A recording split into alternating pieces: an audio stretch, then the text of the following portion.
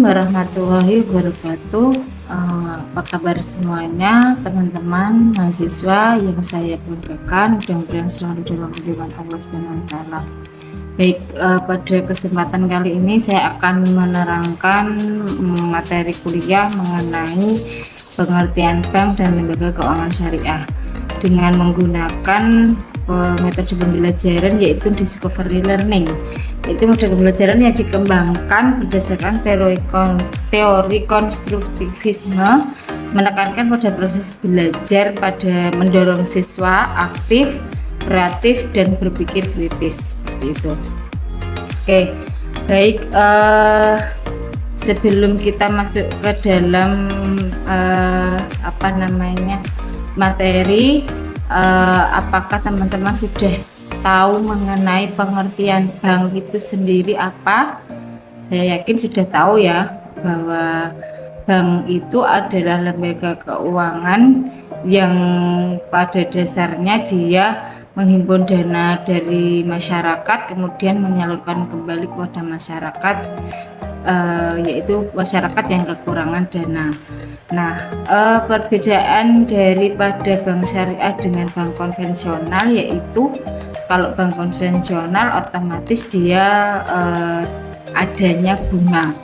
Nah, seperti itu. Kalau bank syariah itu pada prinsipnya kegiatan usahanya itu berdasarkan prinsip-prinsip syariah atau berdasarkan Al-Quran dan Al-Hadis, yaitu menghindari riba, terus kemudian gharar, maisir, dan sebagainya.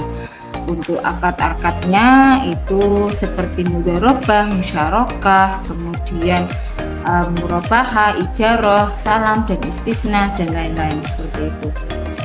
Untuk dasar hukumnya yaitu Undang-Undang Nomor 21 Tahun 2008 tentang Perbankan Syariah dan DSN atau Fatwa Dewan Syariah Nasional DSN MUI seperti itu.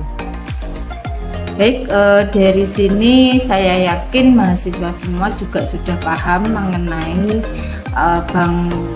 pengertian daripada bank syariah tersebut, kemudian dasar hukum dari bank syariah. Untuk selanjutnya yaitu prinsip-prinsip keuangan syariah. Prinsip-prinsip keuangan syariah ini yang pertama yaitu larangannya adanya riba. Otomatis dalam prakteknya bank itu tidak boleh transaksinya itu tidak boleh adanya bunga seperti itu, karena kita tahu bahwa bunga itu dalam Al-Quran juga dilarang. Terus kemudian larangan gharar atau ketidakjelasan. Jadi misalkan akadnya itu harus jelas, kemudian barangnya juga jelas, jadi tidak ada yang istilahnya itu ketidakpastian seperti itu. Kemudian yang ketiga larangan maisir atau judi. Jadi di dalam transaksi atau akad itu tidak boleh adanya spekulasi yang berlebihan. Kemudian keadilan dan kemitraan. Jadi hubungan antara nasabah dengan bank adalah bersifat mitra atau saling menguntungkan, tidak ada keterpihakan salah satu seperti itu. Kemudian transaksinya harus halal, itu harus otomatis, baik berupa akadnya, produknya itu harus halal seperti itu.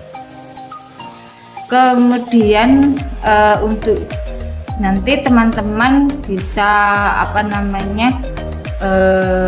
mencari atau melihat beberapa lembaga keuangan syariah yang ada di sekitar, apakah sudah menerapkan prinsip syariah tersebut atau belum. Kemudian jenis akad dalam lembaga keuangan syariah, tadi di awal kita sudah singgung. Yang pertama yaitu akad pembiayaan berupa akad mudharabah. Apa sih akad mudharabah? Nah, itu akad kerjasama antara pihak sahibul mal yang mempunyai dana, dalam hal ini adalah pihak bank ya, kemudian bank syariah, dan mudorib atau pengelola dana, dan 100% dana itu didapatkan atau dari pihak sohibul mal. Untuk perjanjian bagi hasilnya atau keuntungan atau terjadi kerugian itu dibagi sesuai akad, misalkan berapa persentasenya, 50%, 50% atau 60%, 40%. Ketika untung itu juga dibagi sesuai dengan kesepakatan persentase tersebut. Ketika rugi juga sesuai dengan kesepakatan itu mudharabah. Kemudian yang kedua, musyarakah. Musyarakah ini dua belah pihak bekerja sama, dan dua belah pihak antara mudharib itu adalah pengelola dana atau misalkan masyarakat lah ya, dan bank atau sohibul mal. Jadi dua-duanya menerapkan atau menyertakan modal. Misalkan modalnya ini banyak dari bank, berarti nanti akad kerjasamanya atau bagi hasilnya juga sesuai dengan prinsip akad tersebut. Misalkan tadi untuk memodali pertanian butuhnya 30 juta, misalkan dari sohibul mal itu 15 juta atau 20 juta, berarti untuk yang dari mudharib 10 juta, berarti nanti persentasenya itu misalkan 30% seperti itu. Kemudian murabahah ini adalah jual beli dengan margin keuntungan yang telah disepakati. Nah, ini jadi pihak bank ini menjadi perantara bagi nasabah untuk jual beli. Biasanya yang diperjualbelikan adalah alat-alat elektronik atau misalkan mobil atau kendaraan bermotor.